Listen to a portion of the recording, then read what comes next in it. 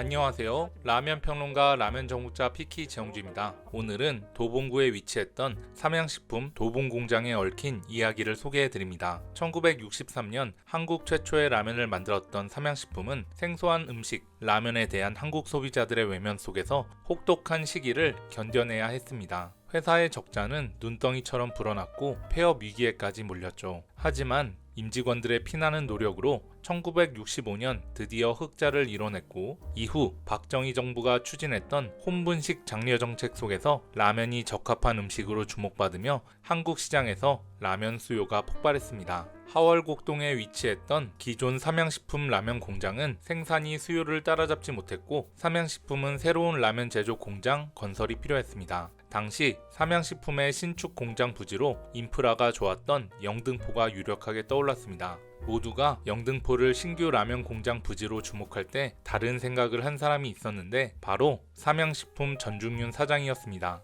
그는 아무도 관심 갖지 않았던 도봉동을 주목했습니다. 당시 도봉동 인근은 전쟁 난민촌에 가까웠고 수천 명의 이재민들이 거주하고 있었습니다. 전중윤 사장은 도봉동에서 경제적 어려움을 겪는 사람들이 눈에 들어왔고, 도봉에 라면 공장을 세워 주민들을 고용한다면 고용된 사람들이 가족을 먹여 살려 경제적 어려움에서 벗어날 수 있을 것이라고 생각했습니다. 그리고 전중윤 회장의 강력한 주장에 따라 새로운 라면 제조 공장의 위치는 인프라가 훌륭했던 영등포가 아닌 이재민들이 많았던 도봉동으로 결정되었습니다. 1967년 3월 공장 건설이 시작되었고 1967년 11월 도봉 신공장이 가동되기 시작했습니다. 삼양식품은 도봉동에서 1000명을 채용했는데 삼양식품의 채용 효과는 지역사회에 엄청난 영향을 미쳤습니다. 1000명을 채용하니 1000명의 직원이 4000명 이상의 지역 주민에 영향을 주었고, 1년쯤 지나니 도봉동 하천 근처에 판잣집들이 벽돌집으로 탈바꿈하기 시작했습니다. 삼양식품은 이후에도 도봉공장에 투자를 거듭했고,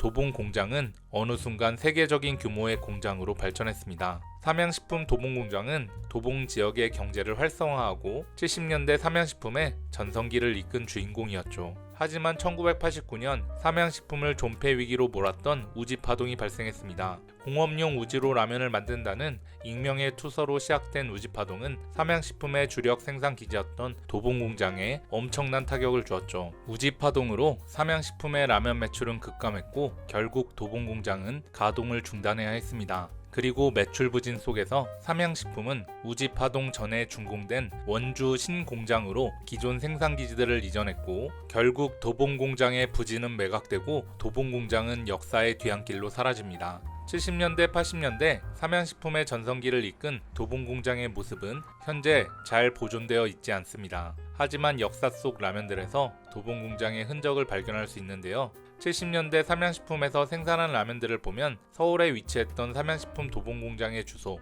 서울특별시 도봉구 도봉동 30-1이 정확히 나와 있다는 것을 확인할 수 있습니다. 또한 도봉구청장이 허가했다는 것이 패키지에 표기된 것도 인상적입니다. 매각된 삼양식품 도봉공장 부지는 이후 아파트 부지로 개발되어 1995년 2678세대의 대단지 아파트 도봉휴 한신아파트가 준공되었습니다. 그리고 도봉 한신아파트는 도봉구 주민들의 소중한 삶의 터전이 되어 지금까지 이어오고 있습니다. 여러분은 70년대 80년대 삼양식품의 전성기를 이끌었던 삼양식품 도봉공장의 이야기를 알고 계셨나요? 지금은 기록조차 잘 남아있지 않은 도봉공장 이야기, 한국 사람들의 굶주림 해결을 위해 한국 최초의 라면을 만들었던 고 전중윤 회장이 지역사회 공헌을 위해 공장을 세우고 직원을 채용해 지역사회를 일으켰던 미담이 도봉 지역에 국한된 이야기가 아니라 대한민국의 많은 사람들에게 기억되기를 진심으로 기원합니다. 오늘도 이야기를 끝까지 들어주셔서 진심으로 감사합니다. 앞으로도 다양한 라면 이야기